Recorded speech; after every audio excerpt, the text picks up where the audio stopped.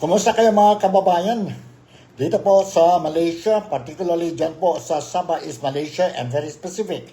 Dyan po sa Kota Kinabalu ang mga kababayan natin po. Filipinos working legally and residing legally dyan sa Kota Kinabalu and in general dito po sa Malaysia. Si Nico Fabian nandito sa West Malaysia, sa Kuala Lumpur, and of course, ito na po ang programa natin, Nick Talk, the Real Talk with Nico, and of course, I will be giving you some of the latest updates or breaking news po regarding ang sitwasyon dyan po sa Pilipinas. And to start with, ito na.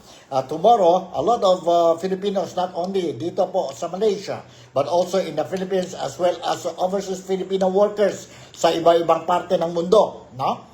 Are very excited and looking forward for the first session of the Blue Ribbon Committee ng Senado po, and they're going to start with the probe dyan po sa problema natin. Ang problema ng Pilipinas, ang hot issues sa Philippines, yon mga proyekto, projects sa flood control projects po in the Philippines. And dami talaga mga big question marks po. And of course, apart from the presidency, President Ferdinand Marcos Jr., siya mismo po sabi na mayroon mga kalokohan dyan po sa flood control projects natin po since 2022 hanggang 2025. And hindi lang ang mga revelations, revelations ni President Bongbong Marcos, kung sino-sino ang mga or how many people involved or sabihin natin institution involved or companies involved in this very questionable flood control projects sa Pilipinas po. In fact, the President mentioned earlier this week or last week po na mayroon tayong a total of 15 contractors po sa Pilipinas nationwide po awarded with this control or flood control projects nationwide dyan sa Pilipinas. And out of the 15, 5 po, 5 yun notorious talaga po, and they were awarded with billions of pesos projects, flood control projects sa Pilipinas. Yet na-discover po ang gobyerno ni President Bongbong Marcos na some of the projects, if not many, if not all, are has not been completed. Wala po sa specification, and some projects were awarded to contractors. These contractors are related to our lawmakers po, sa mga congressmen. Until now, wala pa tayong confirmation whether mayroon din mga senator natin po also involved in this awarding of projects. But definitely, lumabas na ang storya dyan sa Pilipinas na some congressmen, nagiging congressman contractor na po ng mga proyekto po. And this involves huge sum of taxpayers' money. And ang problema natin, ang flood problems sa Pilipinas, every time may typhoon po, the many areas in the Philippines submerge under the water po. Dahil itong mga flood control projects po are either not completed but fully paid sa mga contractors. Projects are not or did not follow the specifications as specified by the Department of Public Works and Highway, ang mga engineers natin po. Some reportedly, allegedly, these contractors paid a big lump sum of money to the padrino po or mga those who helped them get the award. And unfortunately po, and yet to be proven, that some of these people involved are our own lawmakers. And it is for this reason po na mayroon tayo ngayon probe. But the problem is, mga kababayan, ang problema natin ngayon po, dahil nagputok na itong anomalya, which in directly or indirectly po really affected the lives of many Filipinos po, no? Many Filipinos, especially middle class and the poor, no? Every time there is flash flood, sila po nahirapan. And I was made to understand, or it was reported by the media, that there are 5 regions in the Philippines po na identified ang gobyerno natin po, that these 5 regions po, they were given big amount of budget for this flood control projects po. 5 regions yun po. And of course, ang mga problema ngayon po, lumalabas na po ang mga, not only ang mga tao, no, but even politicians like mayors, governors, vice governors, senators, congressmen, they are coming up now informing the president and the public in general na mayroon talagang problema ng korupsyon sa awarding of projects, not only flood control projects po, but other development projects po para sa Pilipinas po, para sa Pilipinas. And one of the, I can give you, sabihin natin, some example po. One is, ang problema po, which every time there is a flash flood or typhoon sa Pilipinas po, Bulacan province is one province that is really affected po. Yet the government allocated too much money, budget, for the flash flood control projects dyan po sa Bulacan. But unfortunately po, wala nangyari hanggang ngayon po. Problema pa rin dyan po sa San Jose, Bulacan. Sa saan pa ito? Sa Del Monte, Bulacan, and also in other areas po, in Manila. And also, even Iloilo, even in Oriental Mindoro po, nagsalita na po ang gobernador ng Oriental Mindoro na ano talaga yun po, problema talaga yun po, and he believes na mayroon talaga kalukuhan sa corruption. And ano ba yun po? Ano ba yun? Ang presidente natin po, is he really all out sincere in getting out this going after itong mga politicians, government servants, sa Department for Public Works and Highways, and other departments po, no, involved in these anomalies, which involves billions of money po, no? Billions of money. And sana lang po, totoo na ito po, no? Dahil mahirap na. And there is one more thing I noticed po, na definitely, I don't know if you will agree with me, and I hope our senator, si Senator neophyte ito, senator po, no? Si Senator Rodante Marcoleta, tomorrow at 10 o'clock, remember this po, tomorrow at 10 o'clock, Tuesday, August 19, they are going, or he will going to jumpstart the investigation on this flood control projects anomaly dyan sa Pilipinas. At exactly 10 o'clock po, live ito sa mainstream media dyan sa Pilipinas, and we will see. It is expected to have a hot debate. And knowing the fact, sabi nga ni Senator Rodante Marcoleta, is not expecting that this will be an easy task for him, no?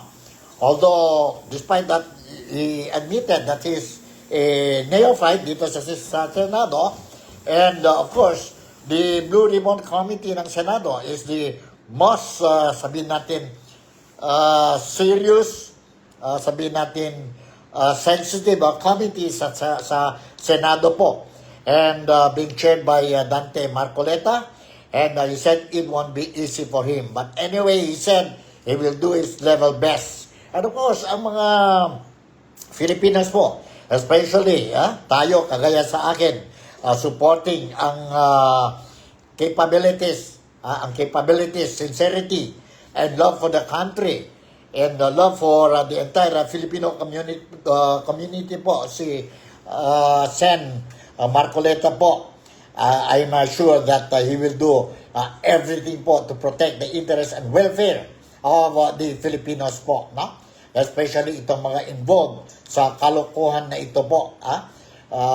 May mga lawmaker asking for a huge amount of SOPs sa mga projects, awarded projects, no? And my projects not yet completed but fully paid. My ghost project, you just imagine po, ghost project po, no? And unfortunately, no, the Filipino community will be confused. Sana lang po isa lang ang body to conduct this investigation, no? Investigation. Maybe one from the government and the other one third party individual, body to conduct this investigation po. So far, mayroon investigation being done by President Ferdinand Bongbong Marcos sa executive body. And then may COA pa po. Ang COA is will also be doing a probe or investigation.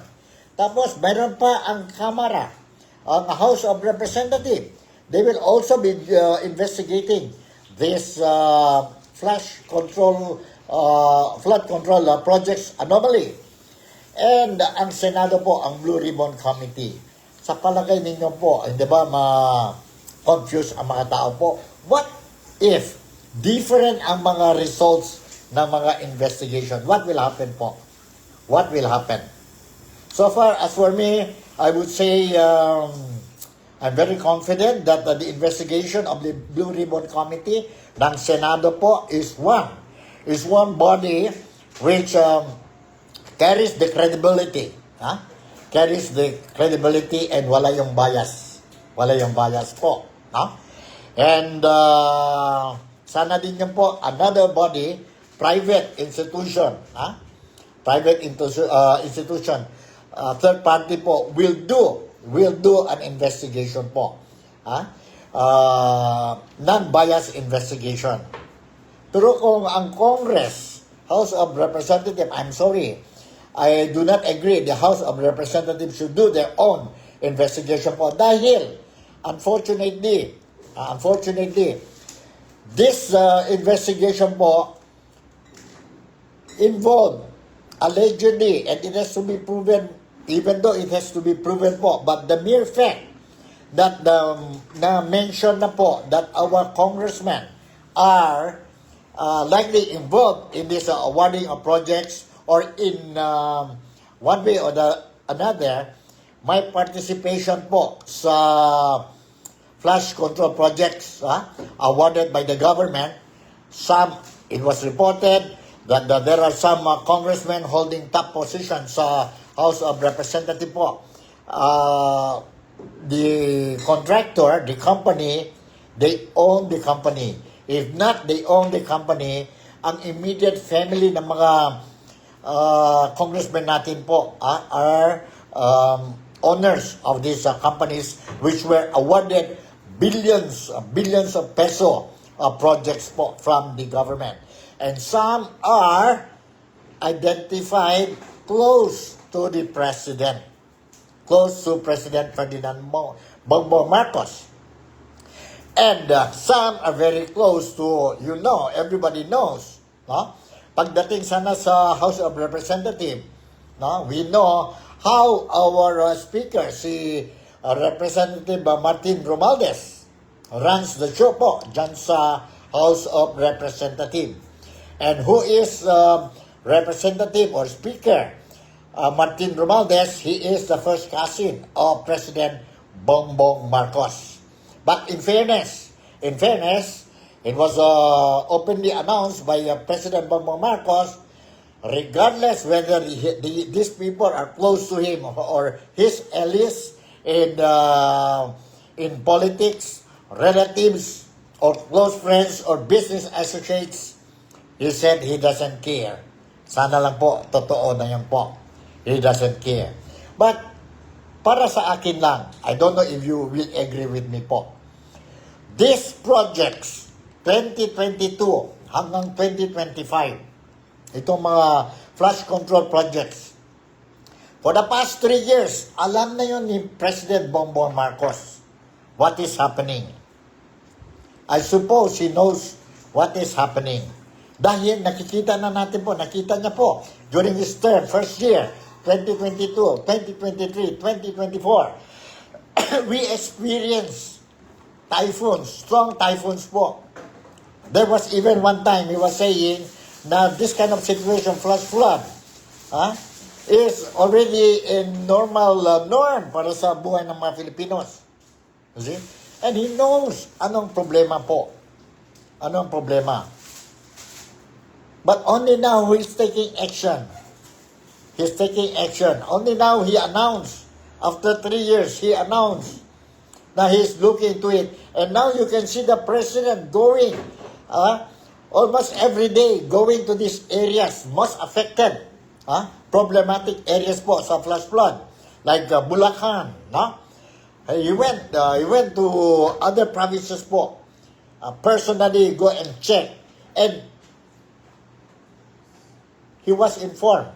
And now he's aware na ganito ang problema. Malaki ang problema po. Malaki na po.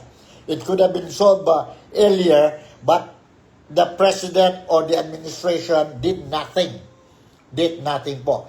Ngayon, malaki na, in order, this is my own opinion, I'm sorry, in order for him to save himself, para sa akin lang po, my own opinion, now he's trying to come out openly sa media po, saying, I am visiting, ito ang problema, hindi dapat. Ngayon, we have, I open a website, lahat mga complaints ninyo po, punta kayo sa website ko, sumbong sa presidente ba yun? Something like that, sumbong sa Pangulo? Sumbong sa Pangulo. Anybody, any ordinary Filipino can go to that website and tell and identify saan sa mga projection ang hingi ni President na Bongbong Marcos po. Noon pa yun po. Alam na natin, noon pa yun. Why only now the President is doing this thing? Medyo para sa akin, but anyway, it's better late than never. It's better late than never. But if he is doing it, I'm not saying he's doing it, in the event he's doing it, only to cover up ang mistakes niya po for the past 3 years po, then I would say, unfortunately po, you cannot convince the Filipino community po. No? You cannot convince the Filipino community that you are really, sabihin natin, protecting the welfare and interest of the Filipino nation. Dahil nakita natin, why only now? Why only now? See? But anyway, sana lang po, totoo na. Mayroon po yung reputasyon. I'm sorry because he is our president. He is my president. No? Because during those days, 2022, during the presidential election, I myself voted. I gave my vote to President Bongbong Marcos as the candidate for the top official or top or for the executive post ng Pilipinas. And of course, si Vice President Inday Sara Duterte. I did that because I thought na itong unit team between Marcos and Duterte po, continuity will really come true. But unfortunately po, it did not happen. Nakita natin po what happened for the past 3 years. I'm not saying ano ang Marcos administration ngayon, a failure. I'm not saying that. Mayroon pa 3 years po, no? But what I'm saying is that sayang po, sayang. Sana he started what he's doing now po. Sana he did it 2023. 2023, 2024. Pero bakit ngayon lang po? Anyway, let's leave it bukas. Let's see ang outcome, ang first session ng investigation sa flood control project carried out by the Blue Ribbon Committee of the Senate and who is the chairman of the Blue Ribbon Committee, and that is Neophyte Senator Rodante Marcoleta, who is a lawyer, who is a veteran politician, who has been as a lawmaker for donkey years na po as a congressman. And now, nasa Senado na siya po. And nakita natin po si Sen Marcoleta is very serious in looking into this investigation. It will be fair investigation po. And sana those who are involved will be punished according to the law of the land. No? Walang favoritism. Later on, I'll be showing you a footage po, no? A footage on the reaction of PDP Laban. And that is the party of former President Rodrigo Roa Duterte. Rodrigo Roa Duterte and PDP Laban. And there was a press conference this morning, and sino po attended ang press conference. Si Attorney Topacio is a member of the PDP Laban, as well as si Attorney Jimmy Bondok, no? Jimmy Bondok, wherein they explain to the people na ano talaga, what they want to pass the message to the Filipino community. Anyway, alright, without further delay, I would like to share with you itong video clip, interview, which I got it from the mainstream media dyan po sa Pilipinas, ang press conference ng PDP Laban. Let's listen to this video clip po. Let's listen to this video clip. Hold on.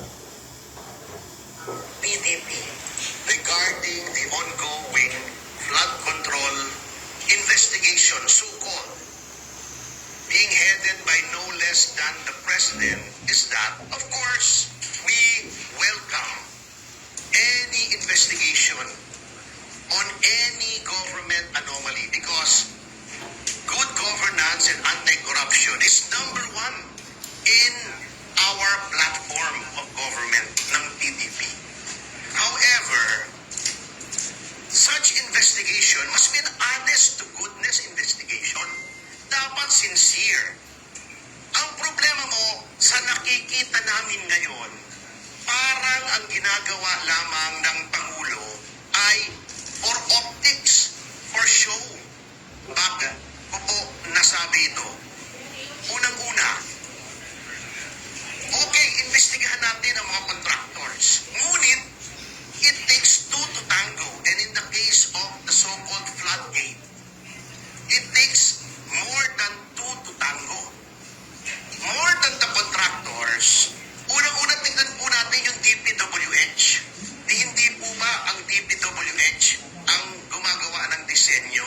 Hindi ba yung back nila, yung Bids and Awards Committee, ang nag-approve ng mga bids? Hindi po ba DPWH ang nag-determine kung completed yung project according to specifications? Why look at only the contractors? And why look only at specific contractors? Hindi ba 15 yung binigay na listahan ni Pangulong Marcos?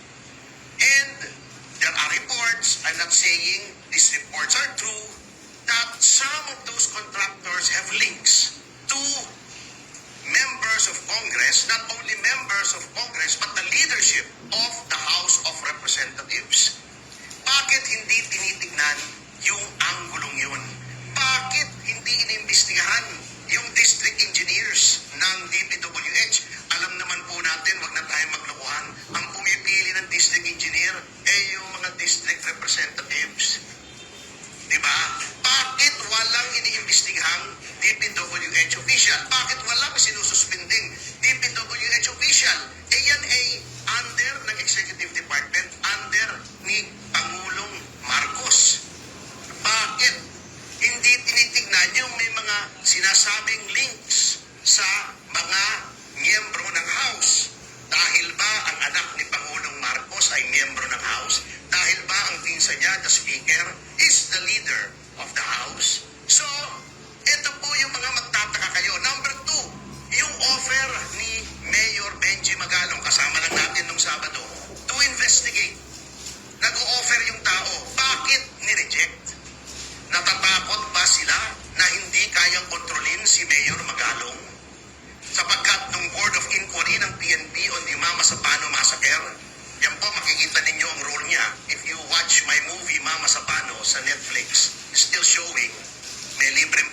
natin, pasensya na kayo.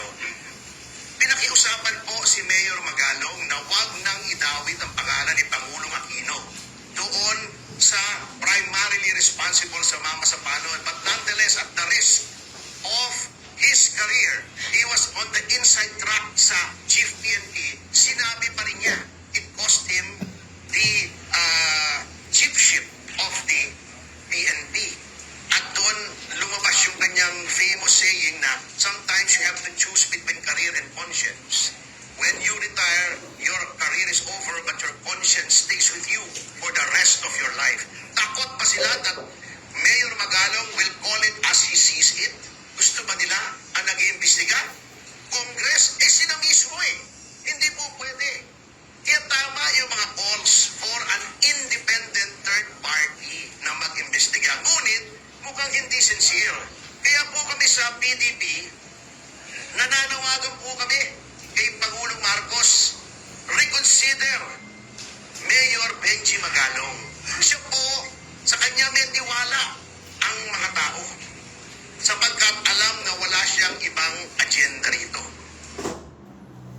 Okay, well, thank you very much. So, yun po, si Atty. Topacio, member, one of the officials ng PDP Laban po, and ito ang stand ng PDP Laban and mentioned during the press conference po. Shoutout muna tayo kay Mary Lou Pintojo is watching ang programa natin. Dito po ang Nick Talk, the Real Talk with Nico on a Monday, August 18 na tayo. Thank you very much and hope you're doing fine.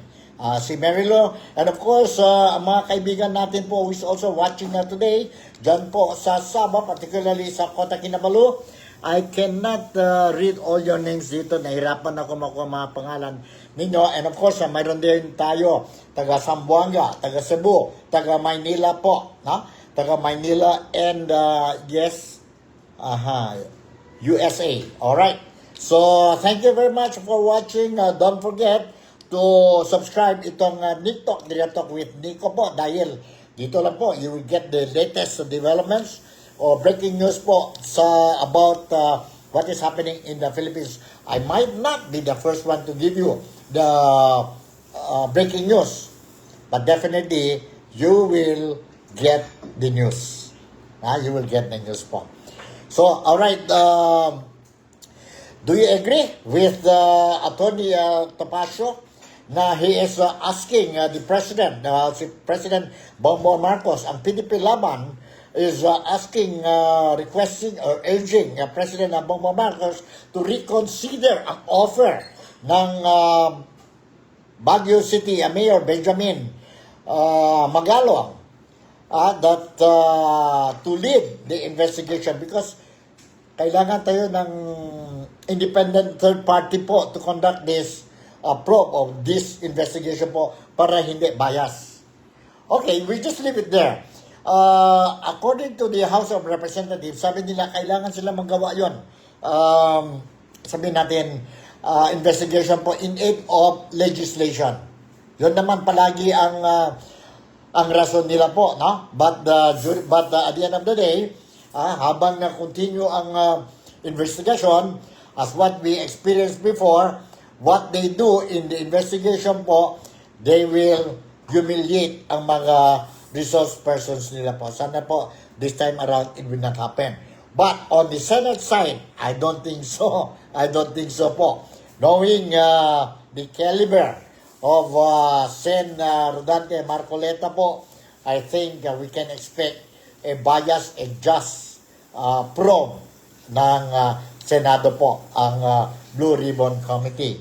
And earlier, 2 weeks ago, no less than the son of President Bongbong Marcos also mentioned about the idea of allowing a third independent party po, body to conduct this investigation para bias po, fair po. But apparently, wala pa tayong news, but definitely by tomorrow, August 19, Tuesday po, ang Blue Ribbon Committee ni Senator Rodante Marcoleta mag-jumpstart na po ang investigation. And it will start at 10 a.m. I don't know hanggang anong oras yun matapos, no? Hanggang oras yun matapos. Yes, I would like to say, shout out din tayo dyan sa Manila, si Gino Dairo, no? Good evening, bro. Good evening also to you. Kumusta kayo? And I hope you are doing fine. You and your aham. You and your aham. So, alright, tuloy natin po ang balita natin tungkol itong investigation ng flood control projects dyan sa Pilipinas.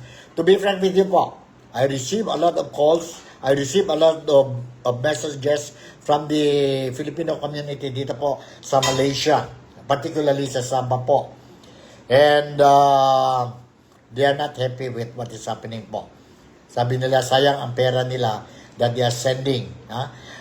Pera nila, pera ng mga ibang overseas Filipino workers, ang mga remittances po, but unfortunately, itong pera nila, which is already helping the economy of the Philippines po, no? Goes to irresponsible individuals, leaders, politicians, lawmakers po. Sana lang po, this will stop. Sana lang po, this will stop. And let's not forget about this afternoon din niya po, ang Kamara, nakumpisa na po ang deliberation, ang introduction of the 2026 budget. 6.7 trillion yata yun, no? 6.7 trillion pesos for the 2026. And may stand-off sila doon. May stand-off sila doon. And one of the lawmakers, congressman po, si Toby Tiangco, did his best. And I salute him for, doing his speech po. And he insisted, explain to the public what happened to the 2025 national budget, which has been described by many people, by the authorities concerned, as the most corrupt national budget of the Philippines. Let us not forget, now that we are starting with the deliberation of the 2026 budget, let us not forget the 2025 budget po. What happened during the 2025 budget po, which is the most corrupt national budget in the history of the Philippines. Alright? So, yun po. So, that is one of the topics also po that we will be looking into it. We will be looking into it po, no? As we closely monitor the situation ng itong flood control projects po, anomalies, which investigation probably will start tomorrow. Diyan po sa Senado. Alright.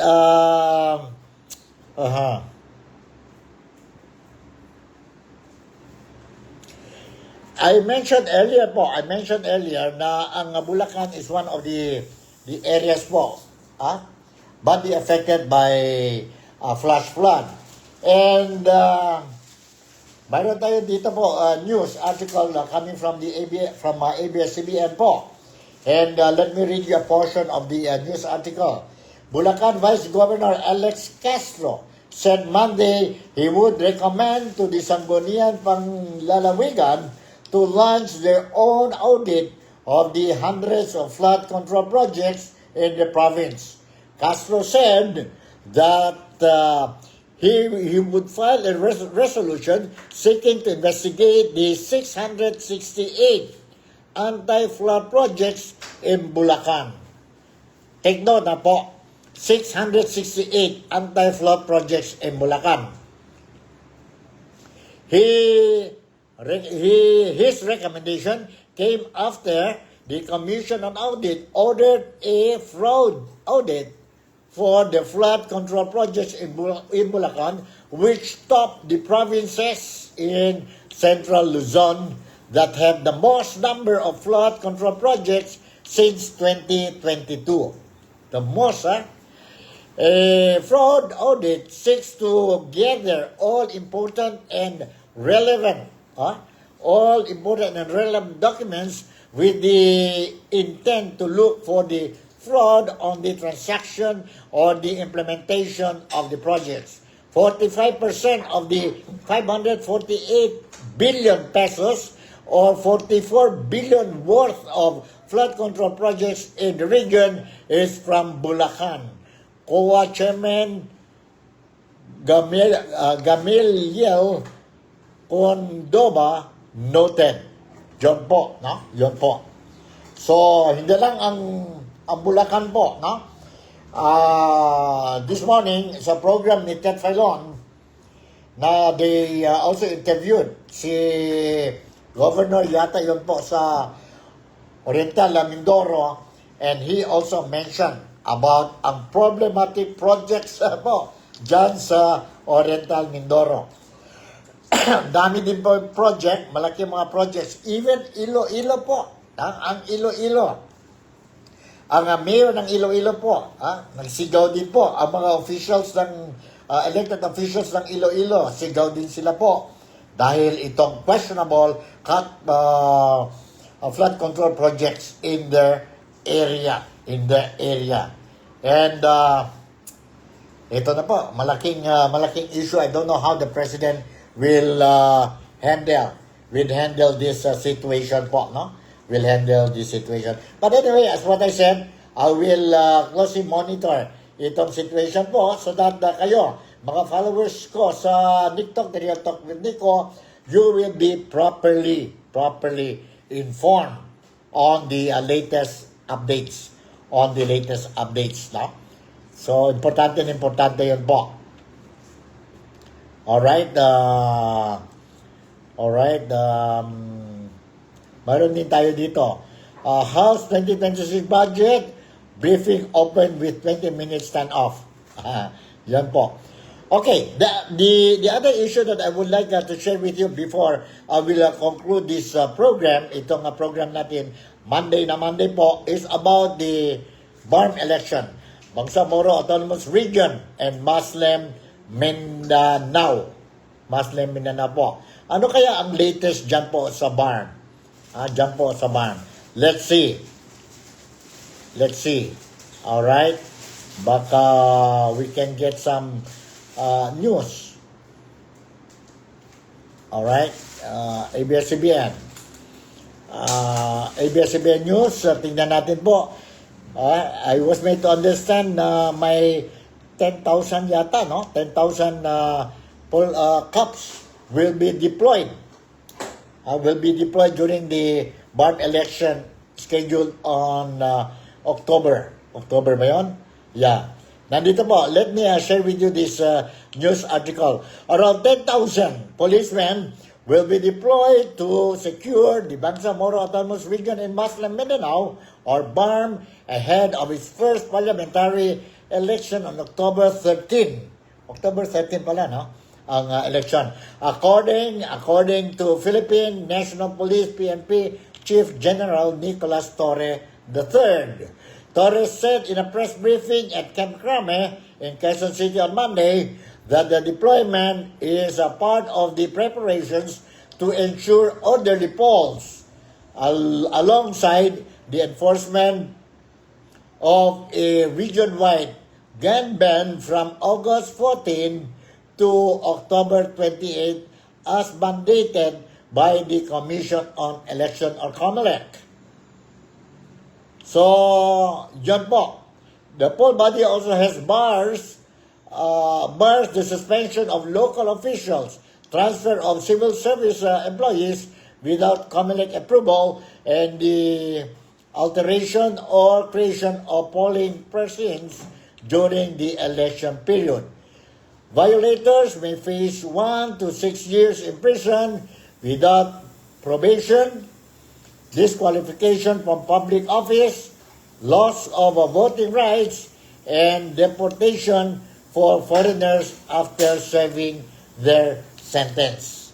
So, schedule na po ang BARM election. That will be on October October 13. October 13. So it will be another busy month for the people in Mindanao, especially those part of the Bangsamoro Autonomous Region and Muslim Mindanao. Wala nang sulo, no? We have Lanao, Maguindanao, we have Lamitan, we have Tawi-Tawi, we have Tawi-Tawi sa Cotabato. Basta lima yan sila po, no? Sa Barm. And you know the population of Barm, when it comes to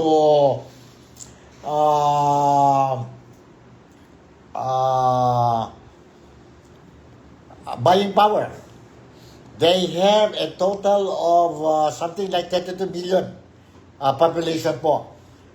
Almost the same with Malaysia. So when you talk about buying power po sa Barm po, malaki, no? Malaki. Kaya nga you see karamihan ng mga residente ng Barm, if you notice, they are businessmen. They are businessmen. Yun sa Tawi-Tawi, they do business dito sa Sabah. Dito sa Malaysia.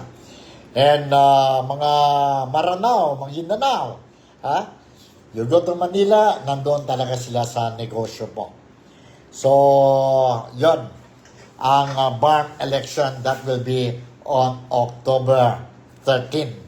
October 13. So, siguro hanggang dito na lang po ang programa natin, itong Nick Talk, The Real Talk with Nico. I just want to pass to you po na ang mensahe na don't forget, if you have time tomorrow, na mag-umpisa na po ang Blue Ribbon Committee ni Chairman Senate Rodante Marcoleta po on the flood control projects anomalies. In other words, mag-umpisa na ang investigation, ang probe po, and we are looking forward na it will be a very fruitful, although very challenging and exciting session yon bukas po. How long it will take? Oh, we don't know. How long will it take? Will it be only a single session or it will be a series of sessions? Hearings. And sino-sino po ang mga resource person nila po, and will there be contempt itong mga resource persons po. Tingnan natin po. It will be totally different style po. Totally style ni Senator Dante Marcoleta, of which he already mentioned na he don't look at it as an easy task for him. It will be challenging, it will be difficult, but he assured that he will be fair, just, and he will do his level best for the interest of the Philippine nation, for the interest of the Filipino community, both sa Pilipinas and Filipinos outside the Philippines. Kagaya sa atin dito po sa Malaysia, mga Filipinos. So siguro with this, hanggang dito na lang, maski paano po, I hope I managed to entertain you this evening and managed to give you maybe one or two important news po galing sa Pilipinas. And I will make sure that tomorrow you will get more details regarding what will happen in the Philippines tomorrow, especially po dyan sa Senado. So with this, Nico Fabian would like to say again, thank you very much for making me a part of your day today. Malaysia, Sabah, the Philippines, God bless us all. And I'll see you tomorrow. Bye.